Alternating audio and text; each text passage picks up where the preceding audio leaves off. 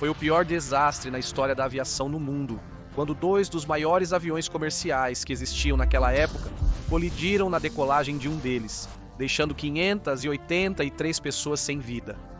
No momento de fazer este vídeo, completam-se 45 anos desta terrível tragédia, e como sabemos fazer neste canal e na nova seção Caixa Preta, vamos reconstruir minuto a minuto o que aconteceu. Bem-vindos à Caixa Preta do mundo da aviação.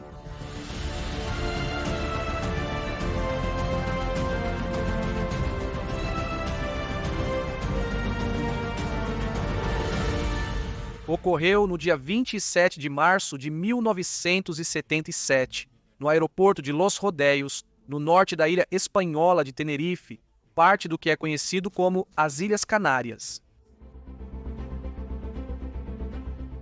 Os aviões sinistrados foram o voo 4805, um voo charter da linha aérea Koninklijke Luchtvaartmaatschappij, da Holanda, que voava de Amsterdã, nos Países Baixos, em direção ao aeroporto de Gran Canária, e o voo 1736, um voo regular da Pan Am que voava dos Estados Unidos para o aeroporto de Gran Canária também. Um aviso de bombas no aeroporto de Gran Canária provocou que muitos voos fossem desviados para Los Rodeios, incluindo esses dois aviões que mais tarde, sem saber, sofreriam o pior acidente da história. O aeroporto de Los Rodeios não costumava ter muito tráfego aéreo e recebia apenas alguns voos por dia, mas essa ameaça de bomba na vizinha ilha de Gran Canária mudou tudo. O aeroporto rapidamente ficou congestionado com aviões estacionados que bloqueavam a única pista de taxiamento e forçavam os aviões que saíam a rodar pela pista. Neblina densa se movia pelo aeroporto, de modo que as aeronaves e a torre de controle não podiam se ver entre si. A colisão ocorreu quando o avião da Koninklijke Luchtvaartmaatschappij iniciou sua decolagem enquanto o avião da Pan Am, envolto na neblina, ainda estava na pista e prestes a entrar na via de taxiamento. Ao descobrir, o avião da Koninklijke Luchtvaartmaatschappij tentou se elevar para ultrapassar o avião da Pan Am e quase conseguiu, mas acabou colidindo com ele. Do choque resultante, faleceram todas as pessoas a bordo do Koninklijke Luchtvaartmaatschappij 4805 e a maioria dos ocupantes do Pan Am 1736, com apenas 61 sobreviventes na parte dianteira do avião. A investigação posteriormente realizada pelas autoridades espanholas concluiu que a causa principal do acidente foi a decisão do capitão da Koninklijke Luchtvaartmaatschappij de decolar, acreditando erroneamente que havia sido emitida uma autorização de decolagem pelo controle de tráfego aéreo.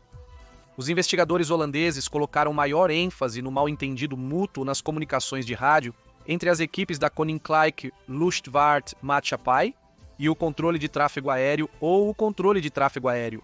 Mas, em última instância, a companhia aérea Koninklijke Luchtvaartmaatschappij admitiu que sua equipe foi responsável pelo acidente, e essa empresa finalmente concordou em compensar financeiramente os familiares de todas as vítimas.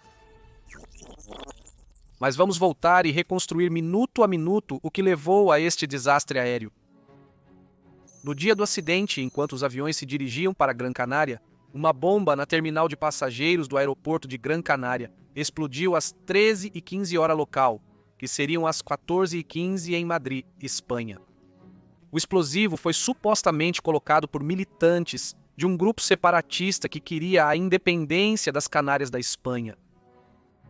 O voo 4805 da Koninklijke Luchtvaartmaatschappij, que voava do Aeroporto Internacional John F. Kennedy em Nova York, vindo do Aeroporto Internacional de Los Angeles, nos Estados Unidos, recebe a ordem de desviar para a ilha vizinha de Tenerife, Los Rodeios. Uma hora depois, como muitos outros aviões, o voo 1736 da Pan Am, que vinha do aeroporto de Schiphol, em Amsterdã, nos Países Baixos, recebe o mesmo aviso e aterrissa em Tenerife, que está apenas a 25 minutos de voo de Gran Canária. Naquela época, Los Rodeios ainda era muito pequeno para lidar com uma congestão desse tipo. Suas instalações eram muito limitadas e tinha apenas uma pista de decolagem e seus controladores não estavam acostumados a tantos aviões, muito menos Boeing 747, que na época eram os maiores aviões existentes, era até o doble do tamanho dos aviões que vinham em seguida. Embora quando aterrissaram o dia estivesse totalmente claro, às 16h50 uma repentina neblina muito densa se formou sobre a pista e essa parte da ilha. A visibilidade havia sido reduzida para mais ou menos 300 metros. Às 16h56, o piloto de voo da Koninklijke Luchtvaart Maatschappij, de sobrenome Van Zaten, recebeu permissão para ligar seus motores e se deslocar pela pista principal, sair pela terceira saída e alcançar o final, mas mais tarde o controlador, para dar mais agilidade à manobra, optou por corrigir e ordenar que continuasse pela pista principal sem desviar e que, no final dela, fizesse uma virada de 180 graus e esperasse a confirmação de decolagem. 3 minutos depois, o Pan Am recebeu instruções para se deslocar pela pista de decolagem, abandoná-la ao chegar à terceira saída à sua esquerda e confirmar sua saída uma vez completada a manobra. Mas o Pan Am 1736 passou da terceira saída. Supõe-se que ele não a viu devido à intensa neblina que estava se intensificando, somada à falta de luzes na pista, e continuou em direção à quarta saída sem que ninguém percebesse. Além disso, sua velocidade era anormalmente reduzida devido à neblina. Às 17h05, já completada a manobra de sua aeronave, o Koninklijke Luchtvaart Maatschappij de Van Zaten acelerou os motores, som que foi registrado na caixa preta, e seu copiloto o alertou que ainda não tinham autorização para decolar. Van Zaten, que nos últimos tempos era instrutor e acostumado a ensinar novos pilotos a se autorizarem quando não havia torre de controle, pede ao copiloto que fale com a torre de Los Rodeos e na comunicação indica que está na cabeceira da pista 30 esperando para decolar. Los Rodeos dá a rota a seguir, o que é chamado de autorização de controle de tráfego aéreo, e o copiloto repete, terminando com uma frase estranha para o momento: "Estamos decolando". E digo que é estranho porque essa última frase não faz sentido sem a autorização da torre. Quando as equipes de investigadores ouviram juntas e pela primeira vez a gravação da torre, ninguém ou quase ninguém entendeu que com essa transmissão eles queriam dizer que estavam decolando. Neste momento, enquanto seu copiloto completava a verificação, que é a repetição de ordens, Van Zaten, sem uma permissão de decolagem ou autorização para decolar, iniciou a mesma ou soltou os freios, conforme registra a caixa preta. Quando seu copiloto terminou a ordem e já com o avião em movimento, acrescentou "We're going", ou seja, "Nós vamos" em português. O controlador respondeu "Ok", e 1 minuto e 29 segundos depois acrescentou "Espere para decolar, eu lhe chamarei". Quando o Koninklijke Luchtvaart Maatschappij soltou os freios às 17h06, o Pan Am ainda estava procurando a saída a cerca de 1.000 a 400 metros de onde eles estavam. A torre de controle então pediu ao Pan Am 1736 que se comunicasse assim que tivesse liberado a pista e disse Papa Alpha 1736, reporte pista livre. Isso foi ouvido na cabine do Koninklijke Luchtvaart Maatschappij, o outro avião, o que sabemos pela caixa preta. Um segundo depois respondem "Ok, reportaremos quando deixarmos livre". Logo após isso, o engenheiro de voo e o copiloto do Koninklijke Luchtvaart Maatschappij mostraram dúvidas de que a pista estivesse realmente livre, ao que o capitão Jacob Van Zaten respondeu com um desdenhoso "Ah, já", dando a entender que ele não cometeria o erro de decolar se outro avião ainda estivesse na pista, e como os outros tripulantes eram bastante mais jovens, não se atreveram a questioná-lo. Mas foi exatamente isso que ocorreu. 13 segundos depois ocorreu a colisão. O copiloto da Pan Am olhou pela janela e ficou horrorizado ao ver que o jumbo da Koninklijke Luchtvaart Maatschappij estava indo diretamente em sua direção. 8 segundos e meio antes da colisão, o capitão Victor Grebes coloca os motores no máximo e vira para a esquerda para sair do caminho em uma curva muito brusca, mas é tarde demais. Às 17h06 e 50 segundos ocorreu o impacto. O Koninklijke Luchtvaart Maatschappij já estava completamente no ar quando ocorreu esta colisão a cerca de 250 km por hora, mas obviamente não conseguiu atingir altitude suficiente para evitar o desastre. Especialistas estimam que cerca de 25 pés ou 7 metros e 62 centímetros a mais teria sido suficiente para passar por cima.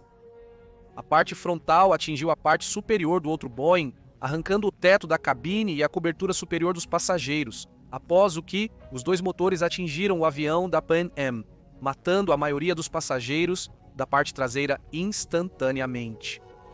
O avião holandês continuou em voo após a colisão, caindo no chão a cerca de 150 metros do local do choque e deslizando pela pista cerca de 300 metros a mais. Um violento incêndio ocorreu imediatamente, pois estava completamente carregado de combustível. As 248 pessoas a bordo do Koninklijke Luchtvaart Maatschappij, entre passageiros e tripulantes, morreram no incêndio, assim como 335 das 394 pessoas a bordo do Pan Am. Houve uma única passageira do avião da Koninklijke Luchtvaart Maatschappij que se salvou, pois quando os passageiros desceram do avião para tomar ar antes de ir para a Gran Canária, ela se recusou a voltar a subir, pois morava em Tenerife. Momentos após a colisão, um avião situado na plataforma de estacionamento avisou a torre que havia fogo. As condições atmosféricas tornaram impossível que o acidente fosse visto da torre de controle, de onde apenas se ouviu uma explosão seguida de outra, sem que a situação ou as causas ficassem claras. Quando a neblina se dissipou um pouco, puderam ver pela primeira vez um avião completamente envolto em chamas. Após iniciarem o combate ao incêndio, a neblina se dissipou e eles avistaram outra luz, que pensaram ser parte do mesmo avião. Os caminhões de bombeiros se dividiram e, ao se aproximarem do que pensavam ser um segundo foco do mesmo incêndio, descobriram um segundo avião em chamas. Imediatamente concentraram seus esforços neste segundo avião, já que no primeiro era completamente impossível fazer algo. Segundo os sobreviventes do voo da Pan Am, incluindo o capitão Victor Grafs, o impacto não foi terrivelmente mais violento, o que fez alguns passageiros acreditarem que se tratava de uma explosão. Alguns poucos localizados na parte frontal pularam para a pista por aberturas no lado esquerdo, enquanto diversas explosões ocorriam. A evacuação, no entanto, ocorreu com certa rapidez e os feridos foram transportados. Muitos tiveram que pular diretamente às cegas, e grande parte dos sobreviventes teve fraturas e torções devido à altura que este tipo de aviões possui. Caminhões de bombeiros das cidades vizinhas de La Laguna e Santa Cruz tiveram que ser utilizados, e o fogo não foi completamente extinto até às 13h30 da manhã do dia 28 de março. O desastre teve uma influência duradoura na indústria aeronáutica, destacando em particular a importância vital do uso de tecnologia padronizada nas comunicações de rádio. Os procedimentos da cabine também foram revisados, o que contribuiu para o estabelecimento da gestão dos recursos da tripulação como parte fundamental da formação dos pilotos das companhias aéreas. Espero que tenham gostado do vídeo desta nova seção do canal, Caixa Preta, onde vamos revisar diferentes acidentes aéreos, tentando entender as variáveis que levam a uma cadeia de eventos infelizes, tanto na aviação civil quanto militar. Até um novo vídeo de Mundo da Aviação.